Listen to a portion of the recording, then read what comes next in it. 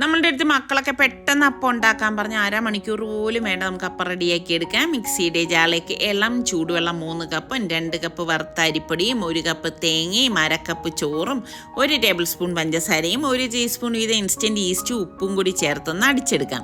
ഈ മാവ് നമുക്കൊരു ബൗളിലേക്ക് ഒഴിച്ച ശേഷം അടച്ച് ഒരു 20 മിനിറ്റെങ്കിലും മാറ്റി വെക്കണം. ഈ സമയം കൊണ്ട് ഞാൻ മുട്ട പുഴുങ്ങാൻ വെച്ചിട്ടുണ്ട്.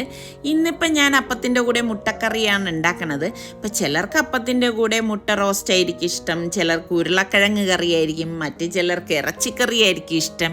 അപ്പം നിങ്ങൾക്ക് അപ്പത്തിൻ്റെ കൂടെ എന്ത് കറി കൂട്ടി കഴിക്കാനാണ് ഇഷ്ടം? ശരിക്കും പറഞ്ഞാൽ ഈ ഒരു ഇൻസ്റ്റൻറ്റ് അപ്പം ഉണ്ടല്ലോ, നമ്മൾ അരി കുതിർത്ത് അരച്ചെടുക്കുന്ന അതേ അപ്പത്തിൻ്റെ രുചി തന്നെയാണ് നമുക്ക് കിട്ടുന്നത് കേട്ടോ. അപ്പോൾ ഇത് ഈ മുട്ടക്കറിയുടെ റെസിപ്പി ആണെങ്കിൽ ചോദിച്ചാൽ മതിയേ. എന്നിട്ട് ആ മാവ് നമ്മുടെ ചട്ടിയിലേക്ക് കോരി ഒഴിച്ച് ചുറ്റിച്ച് മൂടി വെച്ചെടുക്കുമ്പോൾ നമ്മളുടെ അടിപൊളി ഇൻസ്റ്റൻറ്റ് അപ്പം റെഡി.